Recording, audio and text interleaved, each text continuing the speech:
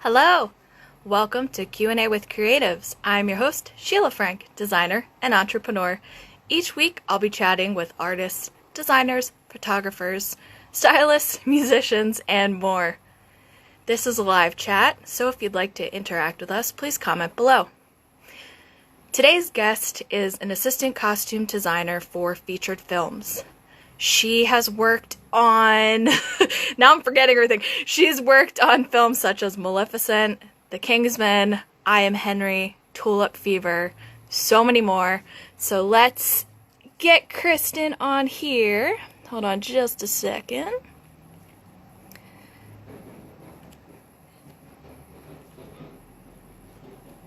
Okay.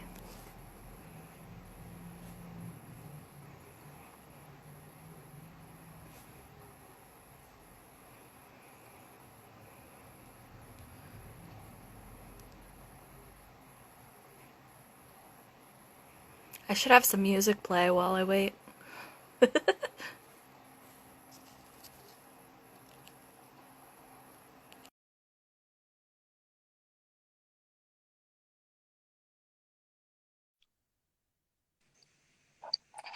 Hello.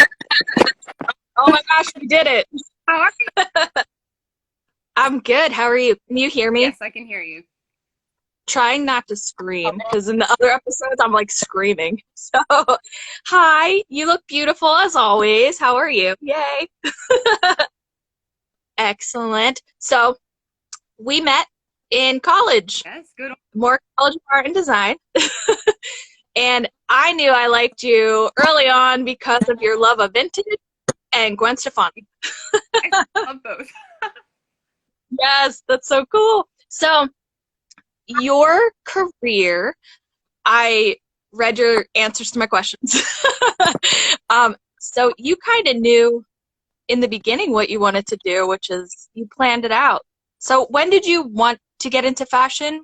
How old were you? So I was in 7th grade and I just decided I wanted to do fashion. I was more of like, I don't know why. Like, I guess I've always been interested in clothing, but one day I was just like, I want to do fashion. And my parents are like, okay. So we went to high school.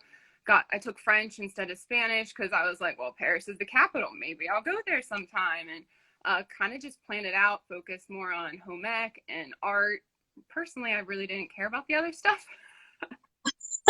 And yeah, I got accepted to Moore. My second time didn't work out so well. But yeah, came to Moore and I loved it. Like my grades skyrocketed because I finally was doing something I loved and enjoyed. It was art, sewing, art history, Yeah, things that I've always been interested in. So, and then it really just kind of fell into place from there. that's awesome. So in 7th grade, that's pretty, I mean, I didn't even know what I was doing in 7th grade. I think I was taking ballet or something. So that's pretty awesome. Oh my God, I can't think of the name. Was Project Runway on at that time? No, I think Project Runway, when did that start? I can't I think it remember. was high school, I think, when that started. Okay. And obviously, I watched it religiously, and my parents Yeah. supported me. They would sit down and watch it with me. And I think when I was doing home ec, and I was like, I'm going to make my own prom dress. And they it Oh. as like my test to see like if Mhm. I'm interested in this. And yeah, I wore my prom dresses I made to both my proms, junior and senior year. And it was a good example to show schools. And I, Yeah, that's great. yeah. You already had your portfolio started, which a lot of us didn't. I think it's funny that you say you didn't get into more right away because guess what? I didn't either on my first try. I don't tell many people that. You heard it first, guys. But yeah, so go ahead. Yeah, so like when I was in high school, I was kind of, to be honest, I was lazy. I just was So, like having fun, focusing on like friends and graduation and all of that. And I kind of pushed my portfolio and the applications to the side. And I applied to I think 3 schools: FIT, Parsons, oh wait, Pratt and more. We're talking like some of yeah. the best fashion schools in the East Coast. Uh-huh. Um, Hmm. but my portfolio just wasn't up to what they needed. So I took a whole, like when all my friends went off to college, I went to community college and just did art and worked with a private art instructor to make a portfolio. Yeah. And then when I love this. Is your story similar? We have a lot in common. So yes, I applied to FIT, but I don't think it was for fashion.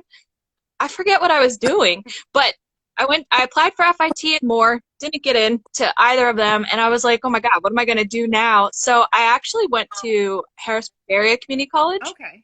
And I did fine arts and photography because I felt like I wanted to be more of a photographer at the time. And then I went to school. I've been to 3 schools. And then I went to Pennsylvania College of Art and Design, which is in Lancaster. Yeah. And I loved that. I don't know if I was a good student because it was my first time away from home. I was having a great time. But a lot of my projects started turning into fashion. And then I had professors telling me maybe you should go in that direction. And I was like, oh, okay. But I don't know. Well, since you've had home ec, I did not have home ec. When I signed up for fashion, I didn't know that we would be making the clothes. Oh. So that was like, wow, that was a total eye-opener. I was freaked out because all I knew how to do was hand sew. My mom's mom taught me how to hand sew when I was like 6. But I mean, it wasn't that great. And the stuff that I showed to FIT, I wish I still had it. It was really bad. It was a very bad portfolio, trying to sew a zipper in by hand, not knowing what I was doing. It was terrible. But similar story. That's what I think is cool, that people in the creative fields, you don't give up. I just had this conversation with my dad last night, where if something doesn't work, you try the next thing to kind of figure it out. And I didn't really have a plan, but you sound like you had a little, like, kind of a plan. So when you went to school for fashion, was your end goal to design for someone else, or did you want to have your own line? I guess when you go into it, you're like, I'm going to be a fashion designer. And then once you're in school, you learn, okay, it's not just making and designing beautiful clothes. It's what does the market want? Who's going to back you? Where are you going to get the money to start your own company? You know, all of that. So you know how we had to do our internships junior year. Which, you know, she makes beautiful women's ready-to-wear. And that was an eye-opening experience. So I think once I was there, I was like, okay, my goal now, I think like baby steps is sometimes the best thing. So I was like, I want to work for her or for another designer that I, you know, admire, get as much, like learn as much as possible and see where it takes me. And that's smart. Like once I graduated from Moore, they asked me to start right away, pretty much. Wow, that's great. I had like a week to find a place to live. I was on 7th Avenue, right above Steve Madden. Oh my God. Watching this woman's cats while she was away, and I was just in her little like 1-bed flat apartment. Yeah. Because I could walk to the studio, and I did that for about a year. And then I learned while doing that fashion isn't as creative as people think it is. Yes. Especially, that's good to hear. On that level. Like, I mean, if you're working for like McQueen, Dior, Givenchy, obviously that is, you know, creative. But when you're doing women's ready-to-wear that's just trying to sell at Bloomingdale's, I mean, it is creative, but it's a whole nother world. There's a lot of editing. So I think I always was interested in costume. Actually, someone more told me you could never make it in costume. Which why? She said, well, I was debating because all my stuff was costumey. My swimwear collection I did 1950s pinups. My a collection based off of a man and a woman, and I used Mr. Darcy and Elizabeth Bennet from Pride and Prejudice. Like everything I did based on history, and I've always loved history. You know, like work shows, things like that. And then when I realized, oh, I could actually do that, one of the professors, who I will not name, told me that I could never make a living doing it. So I was like, okay, well, she's my professor. She knows what she's talking about. I had this job opportunity at Nanette Lepore. I'm going to go with that. And I think the more I was Oh, fashion, I hmm. realized I enjoyed it, but it was always that what if. And Right, right. the economy took a hit in 2008. I was like, You graduated. yeah, I graduated, but I got the job in another for work there, I think, for like Yeah. 8 months or something. It was kind of Oh last my God. hired, first fired. So I Ah, had to find another job. So I went and worked for Comar, which is an intimate apparel company. Um, okay. and sleepwear is not something I was focused on, but I was like, well, at least it's something in fashion and I'll figure stuff out. Mhm. And I had Wow. great friends there. And on top of that, I started working after work at opera houses and for burlesque shows, and I loved it. And there Yeah. was to be in costume. Oh, that's so great. Oh, I love that. Do you have pictures from that? I need to see the burlesque stuff because I love burlesque in 1950s and we know that. It was tasteful burlesque. Like Yeah. Oh, all the performers could actually, they all sang, and all the yeah. period was from like 1920s, I think, to 1960s. So it was very Ooh. classy. There was a costume Mhm. designer named Angela who actually got me. I was connected with her, and then she got me in to like work with the troupe. But like Mhm. everything was custom made, corsets, little skirts. They like made their own like pasties with rhinestones and Oh, just brilliant. I think it's called Pop. are they still I still around? think they Oh, perform in New York. ooh, okay, cool. I'll have to check it out. What are they called? Hot Box Girls. I can send you Okay. later because I still like follow Sweet. their owner and things like that. Oh, that's so great. Do you think you would maybe do some costumes again for them? I mean, if they asked to That's cool. design them, yes. To make them, I'd probably see if I could get someone. Well, yeah, understood. That's what I meant. Be fun to Design them. dabble in a bit of burlesque again. Oh, I love that. Oh, that's so neat. I do want to make a comment back to what you said about in college, like a negative comment. I too had a negative comment about being a designer in the industry, and for me, it drove me, and it sounds like it drove you as well. It's hard, and I want like kids that are going to school now, like just take it with a grain of salt. We're always evolving, trends change, everything that we do. And for me, it took, you can see through my work, quite the journey that I've taken starting in swimwear and going through all the different categories. Like, I hate when people pinpoint you to, oh, you can only be a lingerie designer. And it's like, no, like if you really have talent, you can do all different categories. That's what I think. Interested in something, explore it, Yeah. try it out, educate yourself. I think that's a big thing. Like, Yeah. you don't technically have to go to school for certain things. Some things, yes, but like if you're interested in an aspect of fashion or costume, start Hmm. reading. Look on YouTube for interviews with designers. I think that's really eye-opening. And I think especially with COVID, it's given a lot Hmm. of time to actually educate themselves in things that they might have been curious about and never had time. Hmm. Like, I've always been interested in sustainable fashion, but it's not until COVID hit that I was like, oh, I'm going to take Ditto. a course on this and I'm going to look up more designers. And, you know, it's, Yeah. it's just something I think you, you should always be learning and evolving, because if you just learn, let's say, lingerie design and you never look into different ways of implementing, sustainability or what other designers in different fields are doing, it's just going to be the Yeah. same stuff you're doing over and over again. And it's not, you're gonna lose your fire.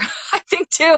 I think it's, I like what you just said because also in college I thought you get your degree, you get a job, and there you go. Like, I was not really into furthering my education until 7 years after I graduated, and I was like, there's more than just this one thing that I'm doing. And also with COVID, you told me about futurelearn.com.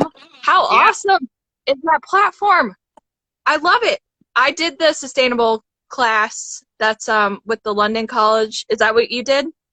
Yeah, I did that one, and then Yep, I did it. the historic clothing one that's done through the historic Yes. places in England. But I told you about that too. So there's And a I lot. did that because of you.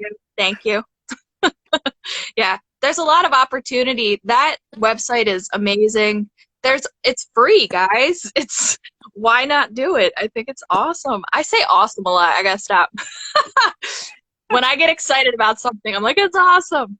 Anyway. Oh, Ivy's there. Hi, Ivy. I Yay. Ivy's the reason that I'm doing these, by the way. She interviewed me and I was like, this is fun. Let's do this. I love her. So costume design. So, okay, you were designing in New York.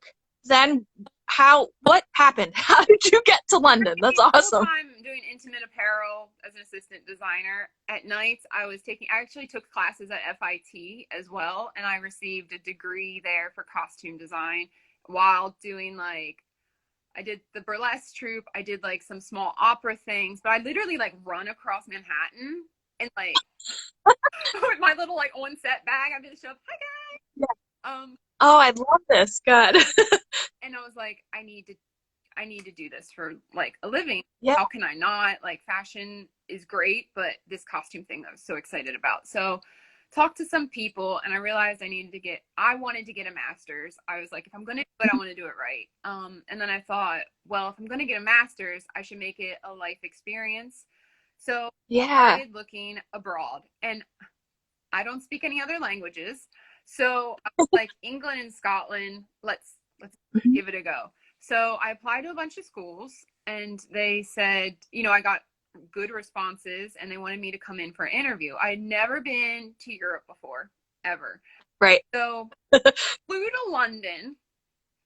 I had interviews at 3 different schools. Okay. One is Brighton, which is by the beach, but it's far away from London. So I went and interviewed there.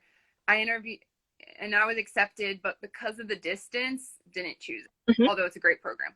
And then I interviewed at RADA, which is where like Alan Rickman graduated from RADA. Oh, wow. So like it's really prestigious with the actors and stuff, but they don't take many costume students. And then I also interviewed at not FIT, that's America. Interviewed at London College of Fashion. And I was accepted on the spot there. And London College of Fashion is right in the center of London, like right off Oxford Street. I loved it. I loved the vibe. I loved the fact that the program, like the master's there is, I think, 15 months. So it's not like America where you have to commit 3 years. And I thought, in fashion, I can sew. I know design. I just need to fine tune it. So I accepted. And when was that? That was, I think, in like March. So then sorted everything in New York, tied up my loose ends, quit my job. And then August of the same year, flew to London, and I've been living there ever since. That is great. Okay, pause. So they hired you on the spot, or hired you. They offered you admissions on the spot. What did you show them? I did a portfolio. Like I would kind of like if I was going to apply for a job for like an opera. So I read a play and literally did a character breakdown, got fabrics, did a character sketch, rendered the fabrics on the side, had reasoning for all of it. I showed photos of everything I did at Moore, so all my sewing. I think that was a good thing to do. Yeah. That's great. I could sew, and I enjoy sewing. So my senior collection, my 50s swimwear, my evening wear, all of that went into it. And I think some little bits that I had done for the FIT costume course. But yeah, it was actually quite a big binder I showed up with.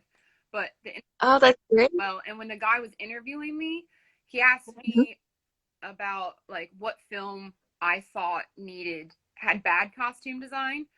And I try not to look at an eye in look at things negatively. Obviously, you're like, that's not accurate, or that's not. Oh yeah, I love doing that.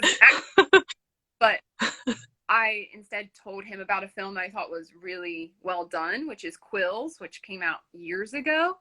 And that just so happened to be one of his favorite movies. So I think that was. Yes. Oh, that's so great. Oh, I love this. I love this too because a lot of people in fashion, you don't realize that you can do something else. Well, maybe I'm generalizing, but I didn't realize that when I went to school. I was like, oh, I'm just going to design for a company, and that's it. Yeah. But I wish I would have known that you can be a stylist or a costume designer and go in those avenues.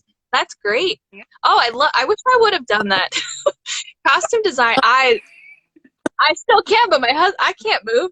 My husband will be like, okay. But you did say it's only 15 months, huh? Yeah. That would be neat. So, okay, 15 months of education. Yeah. Now you have a master's degree. Were you working on things while you were in school there? No. To be honest. Okay, so it was like intensive. It's 15 months, but it's very intense 15 months. Yeah.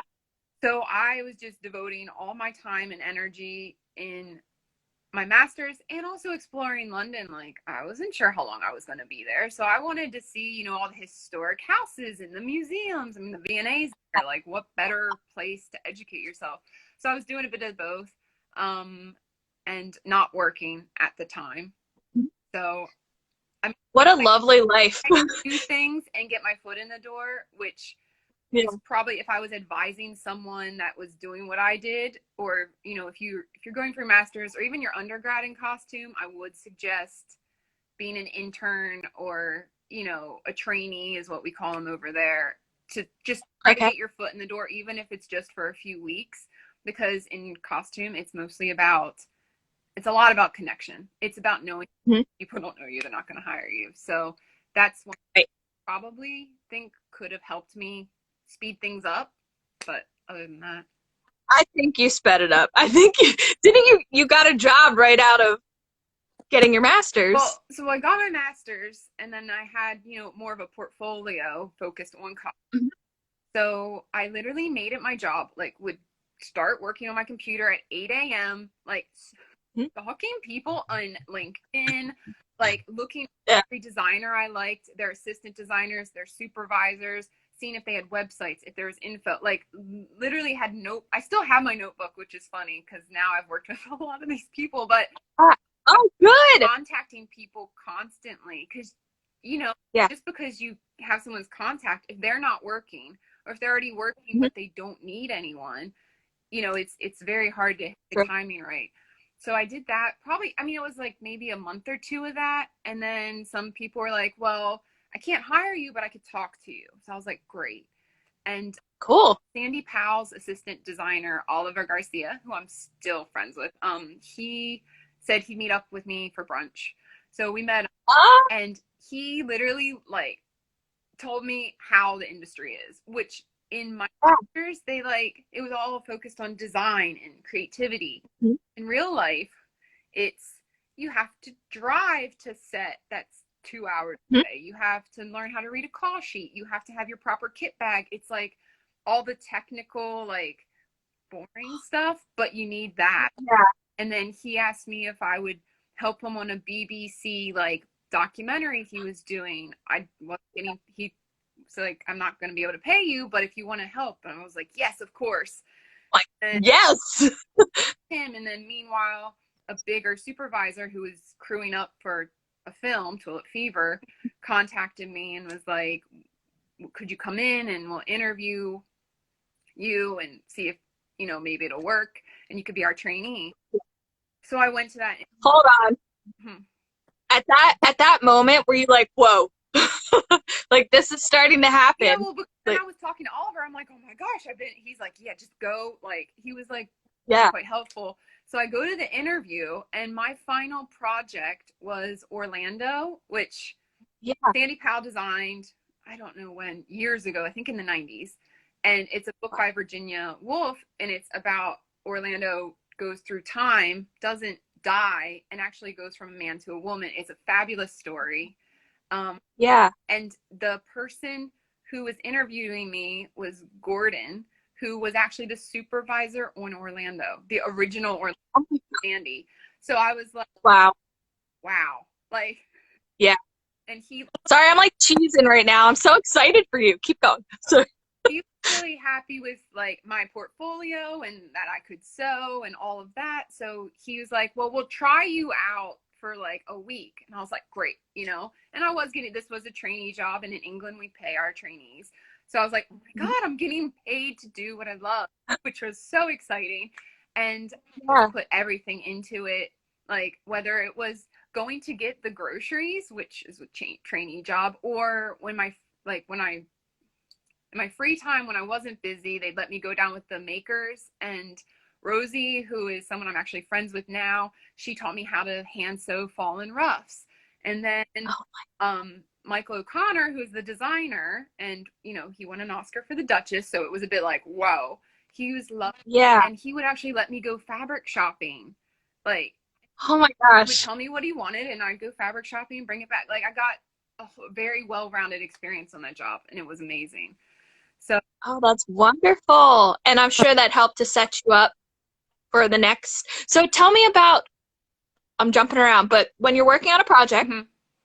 how do you then go to the next project? Like, how do you find, or do your connections, do they continue to hire you for projects? Like, what was your next project after Tulip Fever?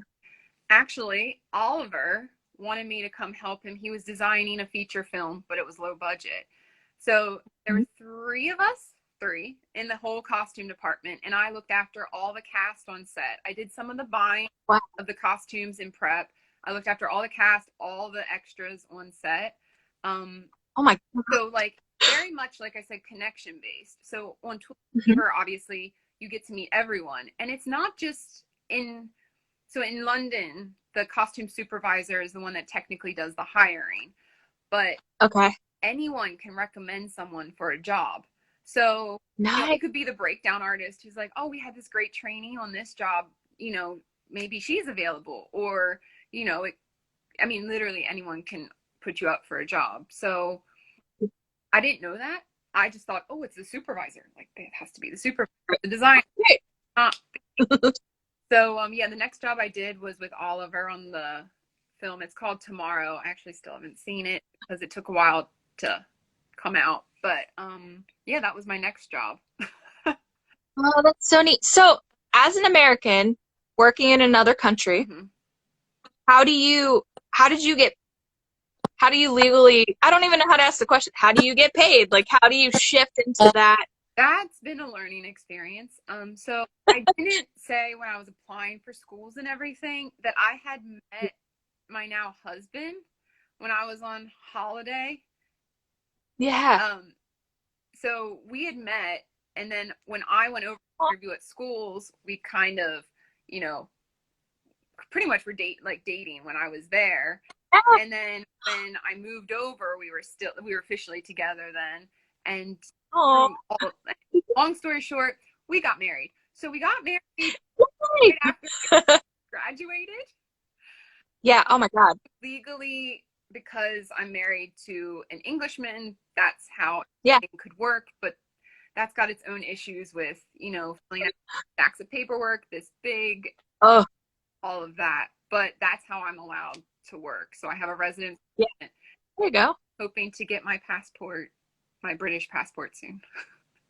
Oh, nice. Oh, very cool. Oh, I love it. Yay. I'd be saying Seb. Aw. He's so cute. So how is he in everything that you do? He's so supportive, but I think because we've kind of gone on this journey together, like he saw everything I did in my master's, and you know, when I graduated, like he was just, take whatever you need, I'll help you. And to be honest, beginning on Tulip Fever, I didn't have a car. I couldn't drive in the UK legally. So he would actually come pick me up, drive me to the place I needed to go to buy something, and then he'd like drop me off at the train station and then off I go, which was so sweet. Oh, how sweet. Yes. Oh, supportive husbands. I love that. Yeah. So no, that's great. Even if I have to go on location, like my last job, I was on location for 6 weeks, you know, wow. I'm okay with that. Like, he knows that's part of it. Now, if it was like a film that was going to be a year and it was away, you know, we'd have to talk about it. But yeah, he's been great.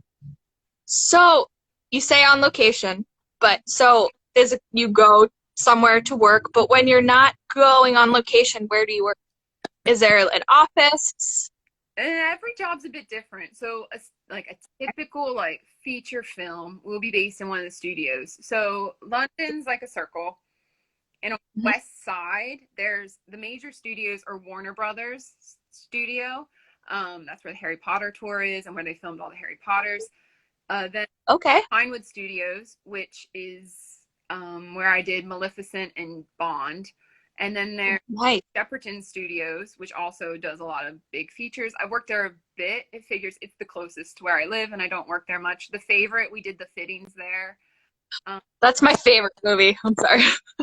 and there's also Long Cross Studios. So it's like a lot of studios. Now there's other studios, a couple in the east, and there's some tiny studios like Twickenham Studios in London. But the major Cool. ones, so normally when you are offered a job, like on Bond, it was like, okay, we're going to be based at Pinewood. So based on where you live, you have to be like, okay, that's all right, or no, I'm not going to take it. So Wow. So, how long do you work on a film? Like, what's an average? I know they're probably all different, but it depends on the size of the film. I've been lucky in big films, and they tend to film longer. So, mhm. like Bond, I was on that a solid year, which Wow, quite long.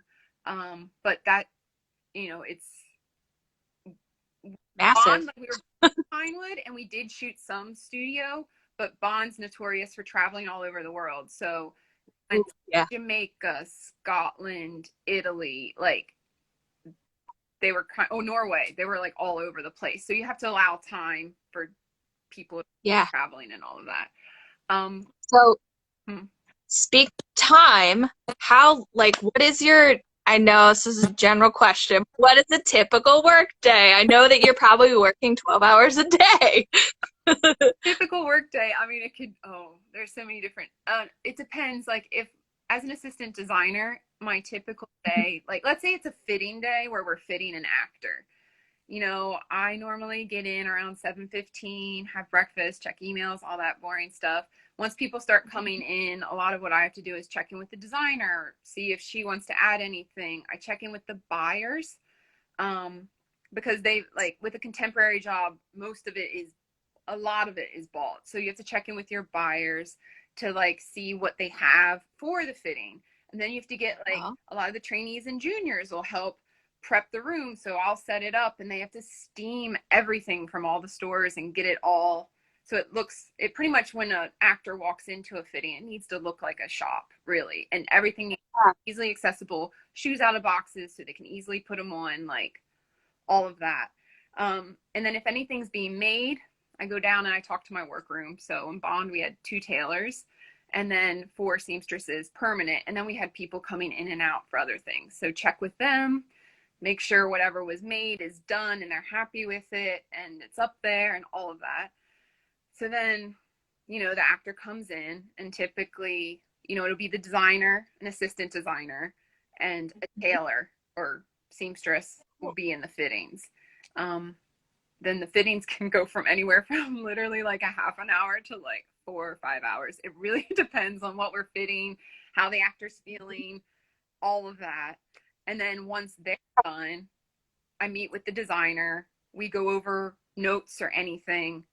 And then it's mhm. putting all of it into action, altering this, changing that, like going to the buyers, being like, okay, she liked that, but she wants it in black, not brown. Like, all of those types of things. Yeah. Have you ever had a moment that an actor hated it? Like hated what they were wearing? Actually, Yes. well, listen, I really enjoyed the interview you did with Cynthia because some of the Yeah. stuff she was saying, I'm like, oh my God, yes, it's not just, I don't It's not just you. repeat things that she said, but yeah, sometimes, I mean, the situation she explained on the L word with the suit and had to cut it off, like, I've never had to do like that. But Yeah. sometimes you go into a fitting and like the designer's like, oh, this will be perfect. And then the actress puts it on and they're like, oh, no, it's too girly or it's too this or, you know what I mean? And then you're like, okay, well, you have to like Yeah. relax to be like, okay, what else can we do? What else do we have to offer? Which is why in a fitting we have so many options. I don't think people realize when you see someone on screen to get literally Mhm. a t-shirt and jeans, it can take hundreds of terms of clothing that they try on and to get that look. That's interesting. Yeah. That's interesting too, that you are kind enough to ask the actor if they like what they're wearing. Like, that's nice because it helps them get into character. The actor, I mean, some people, I don't want to say just like the A-list celebrities, but when you get someone in that is very has an opinion, you know, has, especially with contemporary, I feel, because in contemporary people know what they like and a lot of them know what looks good on them. So even if it's for a character that's not like them personally, they need to realize that, you know, sometimes they're like, well, that's not sexy enough, or that's not a shape I would wear. And you have to be like, well, it's for your character. And some actors are great with differentiating their own personal taste from the characters, others so much. So that's like a constant battle. And that's where the designer really has to be good with, I don't know, like Being flexible. like, you know, well, maybe we'll just tweak this. You know, how far do you push what you want versus what you want? And yes, actors do have a lot more say than some people think. Wow. So, with working with actors, I know that some people get super starstruck. The only person I've ever felt starstruck with was Gwen, of course. I love her. Did you have a moment that somebody that you were there with someone and you were like, oh my God?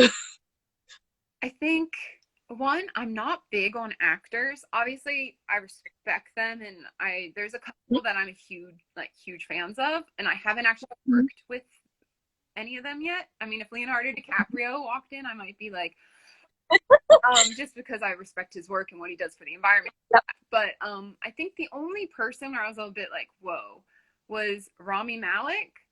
And the funny thing was, when I was told he was one of my as an assistant designer, the way we split up the workload was me and the other assistant designer, we kind of each were given certain actors so we could really focus on them.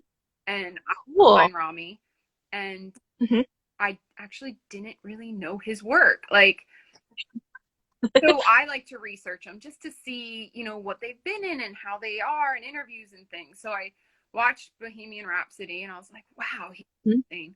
And then my husband and I started watching Mr. Robot and I became obsessed. I just think he is absolutely brilliant. And if you haven't seen it, it's a bit strange, but no.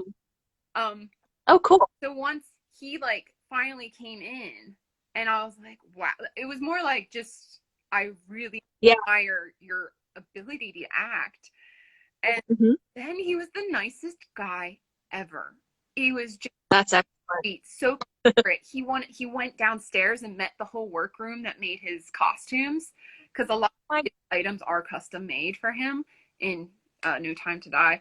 So that I just think he's fabulous. But I haven't been like, oh my God. Yeah, I love when people are normal. It's nice. Very approachable. He is one that he really understands if there's like, he can differentiate his own taste versus the characters, and he respects what a designer has to say, whereas actors do not. So yeah. Understood. Oh, that's so cool. So assistant designer. So what is, like, I know in fashion there's different tiers to get to designer level, senior designer. What is it like with costume design? Where do you start? What do you mean, like with just the assistant to designer levels? Or even below. So you're like a PA, and then how does that work for somebody that is interested and has no idea? So I think now what we do in England is different than America. So but it's generally the same, I guess. So when you start out, you start as a trainee, work experience, but that has to be done through a school, and that's not paid. It's only 2 weeks, I think. But yeah, you start as a trainee, and that's a paid job. And then from a trainee, you do that for a few jobs, and then next you become like a junior. So a junior, you get more responsibilities. You're not always like making well, you do make tea. Everybody makes tea in England. You know, it's like but yeah, so it's trainee, junior, and then you kind of become And those can be in any, it's hard because there's so many different departments. So you could just Yeah. general trainee where they'll ship you to crowd or they'll ship you to breakdown, whatever. Same with junior. You can kind of go anywhere. And then you can become like it's like a costume assistant. So you're on like a full wage, but you'll be like, a lot of times that's in with like, you're in with crowd or you come in for days. So if there's like a big crowd scene, like on Maleficent, we had, you know, like 600 people in, we'll call in extra costumers to help dress and be set, things like that. And then, I mean, in the design world, then the next step is kind of like junior assistant designer. So you're in with the design team, but you're more of like helping to organize things. You might get a little project here and there. Then there's like second assistant designer, associate designer, and then the designer. Oh, excellent. Okay, cool. That's kind of like the way up. Yeah. I like learning about that. I think that's interesting. So for Maleficent with 600 extras, how do you organize that? So Maleficent, I wasn't an assistant designer. I was actually the wardrobe mistress. So I was wardrobe mistress, and then a guy named Goldie was the wardrobe master.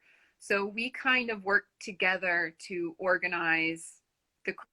So we had one giant warehouse that we did all the fittings in, and that's where all the costume stock was. Now with Maleficent, there's a lot of armor involved. I don't know if you've seen it. So there was an armory that we had. And what we do is we did the fittings in that room, and then we had to like shuttle them up a hill into a big marquee where we had, where everybody dressed. So those were shuttled up there for all the fitted costumes. So then they were in your hair and makeup. So when people were called in the morning, they would come in and do get dressed, or vice versa, depending on their costume. So that's crazy. It's just, you have to have a lot of space. Yep. You have to have a lot of dressers because, you know, Maleficent was like a medieval kind of period fantasy feel. So it's a lot of layers, and yeah. I love it.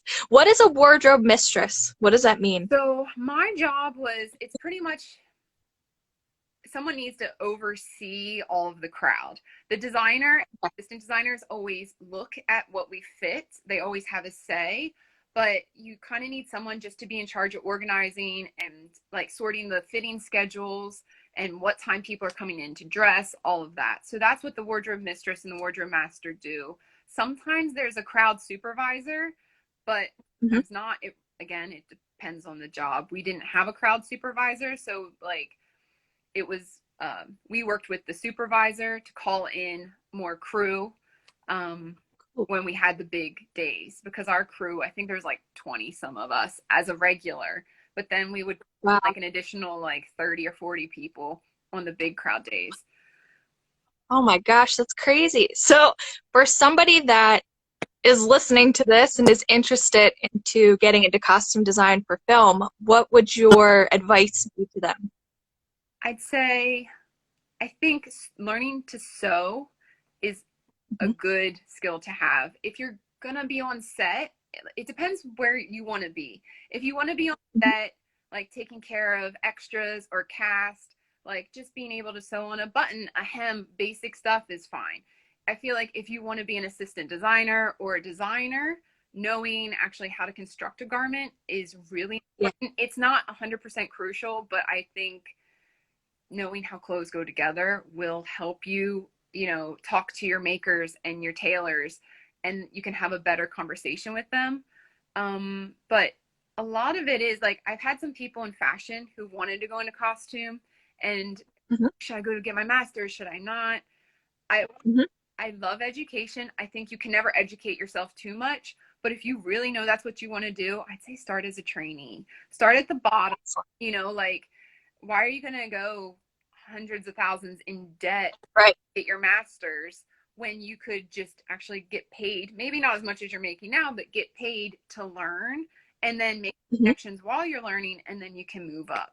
So how would you recommend somebody to even get their foot in the door, can they just message them on like social media? See if they want, but like I said, although I'm American, I know the English Yeah. would one day love to work in America. Yeah. That hasn't presented itself yet. I guess, I mean, I know in America, unions are a big thing, and you have to apply to get into the union. I think you have to do work experience to get in the union. It's a bit complicated. But yeah, anyone can message me if they want, and I'm more than happy to try to help. Yeah. You're in London? Yeah, definitely message me and I can help you. Oh, that's so great. So what did you just finish working on? What was your last project? Well, currently, before COVID, I was working on a job called Cinderella. It's not a Disney Cinderella. It's a more modern take. It's a musical. Camila Cabello is Cinderella. Nice. So we had started filming. We'd done the big ball scene with the crowd and everything. On that, I'm actually doing crowd fittings. Cool. It's supposed to be like, oh, I'm doing it a couple months just to my next job, but obviously COVID messed some things up. So that I was on, and we shut down. And then I've been asked to go back, so I will be going back next week.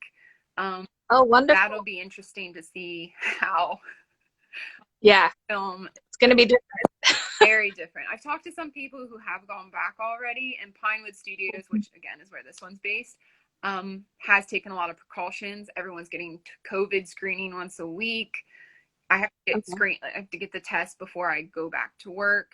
Oh wow! Providing everyone with masks, all of that. So it'll be a very interesting experience to see what it looks like in the COVID world. So you've been in the States for a couple months now, which has allowed you to take a little bit of a break. So I'm sure that that's nice. But I'm so excited. Do you think? I miss work, and we're so close. Like everyone that we works together, like it's like your family, and not seeing my family for so long, or So I'm looking forward to going back, and also just to I loved the time off, and I've loved with my family because my sister had a baby, which is why I'm currently in Pennsylvania. But I'm definitely ready to get back into the swing of things again, being creative. And see your husband. Like 7 weeks. Oh, poor guy. What did I wanted to ask you something else. What was I going to ask? I just lost your face. Oh, no, sorry. I need to plug my phone into my external hard drive. Oh, that's okay. I was going to say, because I'm going to lose you in like 20 minutes, because we only have an hour. That's weird. Unless you want to extend it. But, so, yeah, when I was chatting with Cynthia, I didn't know that, and it was like counting down. Yeah. And then I was like, no! I was like, oh, I didn't know that Instagram Live. Yeah. So I just called her back if I still wanted to talk. So if we need to do that, we can do that. But I do want to ask, when you're working on a project, so say you're seriously in the middle of something, how much lead time do you get on another project? Is it just like, oh, hey, we want you for this, and now you have to start? Or how do you manage that? What happens? It's really dependent. Again, it's dependent on the job. So when I was on Maleficent, one day I actually snuck out to interview for Bond. Now it helped that my supervisor was on Maleficent, and she put me up for the job on Bond because she did Bond, Sarah Robinson. So that really helped.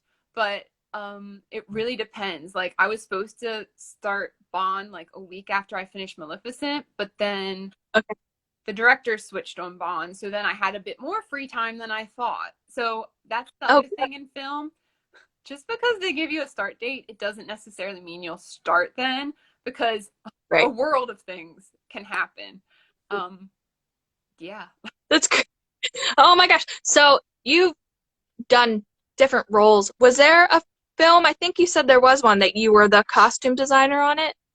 Those are short films. So I was asked to design, it's a film called I Am Henry, and I think it's like 20 or 25 minutes long. Again, like someone I knew in the industry put me forward for it, and it's about Henry VIII and kind of when he's about to die, his visions of his past wives and everything. It was really well written. Mhm. To do a I feature love film. I everything was about like, Tudors. I love Henry Yeah. VIII. I love everything about that part history and his little world. So I, of course, jumped at the chance to do it. How did you prepare for that? Um, What was your research? I Did you watch The Tudors? I did. I had already watched The Tudors. I'm a big Yeah, fan of Tudors. I think it's a great TV show. I love it. And when I spoke to the director, I said, "Do you want it to be like proper period costume?" I was like, because there's certain things that aesthetically nowadays people watching it can Hmm. be distracting. Hmm. So I, explained that to him, and he's like, well, and he kind of wanted me to do. He gave me the freedom to do what I wanted to do, which was really nice. I know some directors come into a job and they know exactly what they want. They want this actor in this color and this actor to wear this, but he wasn't. So that was quite nice. But yeah, I did research. I did look at the Tudors as a. I don't like to use other designers as my inspiration, but just to see Right. how I think that was Joan Bergen. She designed that and she did a fabulous job. But just to see how she modernized it, and then Hmm. obviously looking at portraits of Henry VIII, his Yes. wives, that time period. And then I didn't have time to actually make anything. I didn't have the Hmm. budget to make anything either. So I went to Angels, which is a big costume house in London. It's the most popular. And Okay. I went there, I pulled costumes, and I actually had the actors come to Angels, and I did the fittings Nice. there because Okay. sometimes when you're not in a big studio where you have tons of stock, like we get so much in, so you could play around with it. It's better to go to the costume house, and then if you're like, oh, I need this, you can just run out into the rack, Oh, as that's we great. say, and you can pull things. So that was really nice. And it's more cost Oh, effective for a short film that, I only had like, I don't know, like 1,000 pounds or something to design. oh my God. That's insane. Wow. So have you ever gone to see a costume in person, like the actual period costumes in the like the Royal Archives and stuff like that? I, Did you ever get to see that in person? I went to, I think Windsor Castle Yeah. has a little museum on the side, and I forget the name of it. And they did a whole exhibition, this was years ago, of Mhm. like portrait to the realized garment. And they actually Oh my had some, I mean, obviously the 1500s, there's not that many extant garments that are still, God. you know, around, let alone displayable, but they have Yeah. like reproductions that people have made, and these are the people that focus on having it 100% or as accurate as Hmm. can be today. So I've seen things like that. And then there's a museum in Bath, which if you ever come to England, you have to go to this. Girl, I'm coming. It's the I think it's just a fashion museum in Bath. And when I Yeah. went, the exhibition literally started 1500. There was like a man's like nightshirt with black work around the neck, and then as you Cool. walk through it, you go through time, and it Wow. ended with like an Alexander McQueen piece from like 2008 or something like that. So they really touch base on every period, all the major styles, and it's just beautiful to Oh, walk through. So I love oh, time I I have love that. an excuse to go see a historic garment, I'm there. Yeah. Oh, that's great. Oh my gosh. That's so exciting. Yeah, I'm coming. Since I took that course too, the Royal Fashion, I was like, all right, this is awesome. Oh, I I love love the it. Hampton Court and the Tower of London. They do Yeah. sometimes they do like fashion exhibitions. Kensington Palace does quite a few fashion exhibitions. I think some of Queen Victoria's clothing it's permanently installed there. That's But amazing. you can get like Yeah. I'm a member of the Royal Historic Palaces, so I can just come and go as I Yes. please. Well, not with COVID, but before that, and you could Yeah. see all the different Ah, exhibitions. that's so great. And the historical palaces, they've been doing talks. I listened to the one, now I feel terrible because I can't even think of her name. Lucy War, Thank you, yeah. Worsley. Yeah. Right after completing the course, Hmm. then I listened to her talk, and it was so great because I just felt like repetition of what we just learned, but it was so, I really want to see it in person. I think it's incredible. Oh, that's so You definitely cool, need to book a Kristen. trip. I love it. So we have 6 minutes until this dies. So Let's Do you see. want to call me back? I'm happy to keep chatting. Yeah, let's do it. I will save this, and then I'll call you back because I do have a couple more questions. Okay, sounds good. So, See you in a minute. yay! Okay, see you in a bit. Bye.